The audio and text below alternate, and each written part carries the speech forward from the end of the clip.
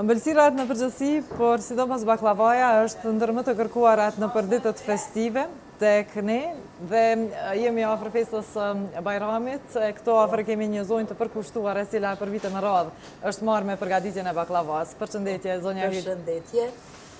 Na trego kur keni filluar së pari të përgatisni? Baklavën së pari kom fillu me njëherë gati në vitin 2000, mas lufte me njëherë, ishim të papun, ishim edhe para lufte papun, po edhe pas lufte papun, edhe diçka u desht me ndërmarë, dhe më thonë një kisha fëmijë të vegjel, edhe diçka me punu, mos me nejt, edhe filloha mas pari me baklavë, se kum pas pasion baklavën, edhe ushqimet, gjitha këto ushqimet tradicionale, dhe më thonë gjitha ushqimet me brumra këto. Edhe kom fillu që atëherë me punu.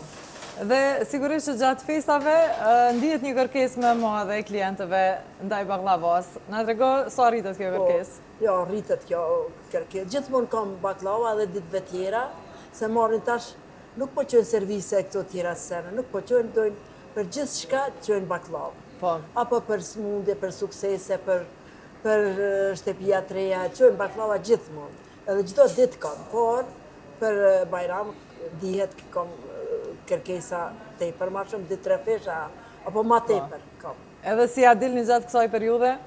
Po na pregadisemi, petet i bojmë ma heret, pak se s'mujmë, se tash prej natës të kadri, do më thonë që 3-4 kur ke natë. Prej të hanës, i kemi lëmë këto gatimet e brumërve tjera, do më thonë pite, flija, mantia, këto i kemi lanë. Kemi fillu veç me baklavat, me i maru peti kemi të gachme, por i baklavat i rendisim edhe i pjekum, edhe tani i bojmë krejt katë. Po.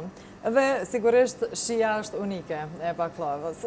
Na trego si e ruani, cili është sekreti i baklavës tuaj? O, kretë më pysi për sekret, por nuk kom naj farë sekreti shumë, por duhet gjithmonë me qenë kujdesi.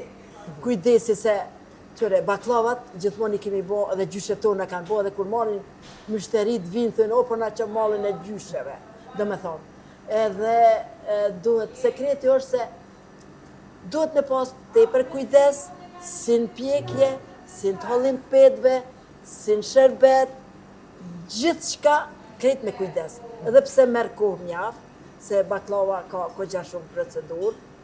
Na trego pak procedurën e përgatitjes së një baklava? Mas pari bëhet brumi, edhe dihet që është bëhet brumi, krejt di me bo brumin. Tani, të hollohen petë, po sa ma shumë që bëhet që të hollohet peta, sa ma e madhe, peta është me e hollë. Peta e hollë vlenë. Edhe qesim petë, i rendismi petë, në për tepsi, bojmë një lymje me gjallë, jo shumë pak, 2-3 pika, se gjallë për mas shumëti, kër i rendisim të ashtë petë, i rendisim edhe në mes arrat, edhe kur kryhet, bëhet premja, tani lartë i qesim gjallë për mas shumë. Do me thonë nuk e lom asë një vend për pa ly baklavën me gjallë. Edhe është gati për pjekje. Pjekja pastaj është procedurë vete? Edhe pjekja është procedurë veti, do me thonë, ore e parë është ma shumë, e shumë temperaturën ma shumë, tani janonëm temperaturën një 4-5 orë. Do më thonë, dhe i pjeket 4-5 orë. Edhe në fund shërbeti? Edhe në fund, edhe shërbeti ka, edhe shërbeti nëse s'ja qillon shërbetit, baklavat prishet, gjitha i mund, do më thonë, nëse shërbeti s'ja qillon, baklavat prishet. Do më thonë, qaj është. Gjitha këto duhet t'jenë në rend, se cila pas tjetës. Gjithë ka duhet me qenë mirë, në regull. E që kjo është sekreti, do më thonë. Zonja Hyl, na trego, ka ndryshuar kërkesat e klientëve ndër vite? Shija ka ndryshuar tek ne?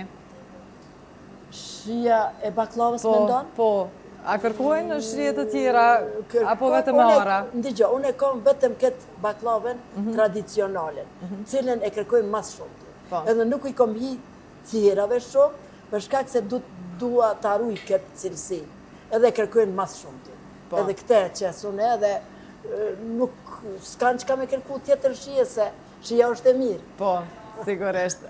Dhe na trego për gjithë ata kuzhinjerë të rinj, apo ata të cilët dëshirojnë të përgatisin baklava për herë të parë, Ndonjë këshill për ta? Qëre, derisa ka vullnet, edhe derisa ka pasion, duhet m'ja nis. Duhet m'ja nis me punu, si të kish vullnet, edhe ki pasion, pa marrë pasysh cilën punë. Mundet edhe baklavër kush ka, duhet m'ja fillu, edhe duhet me nis. Edhe duhet këtë tradicionale, na duhet me rujt gjithmonë. Po. Edhe une nuk kom, do më thonë, nuk kom sheftësi. Por, sepse duhet të ruhet kjo ndër vite gjithmonë. Për me rujt tradicionale nuk është mirë mu shduk, asnjëherë.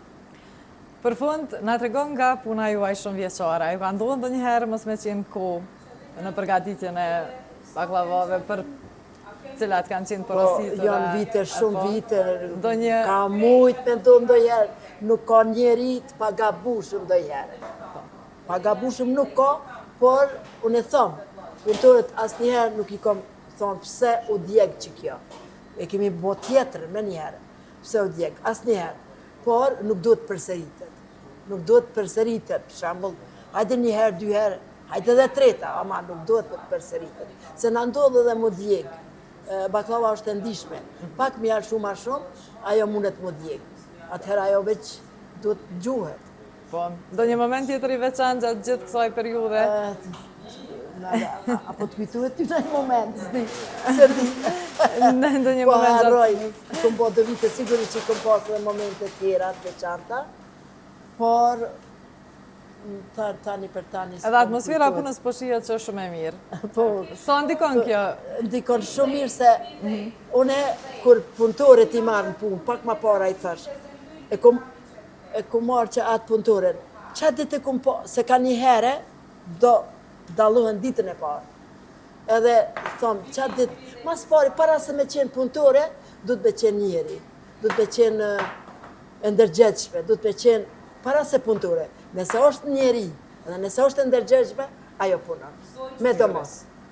Unë të falenderoj shumë për kohën edhe për gjitha këto informacione që ndave me ne. Edhe juve, edhe për shfrytëzoj rastin, mja uru Fitër Bajramin, krejt besimtarëve shqiptar anë e kënd botës, edhe Kosovës. Faleminderit shumë.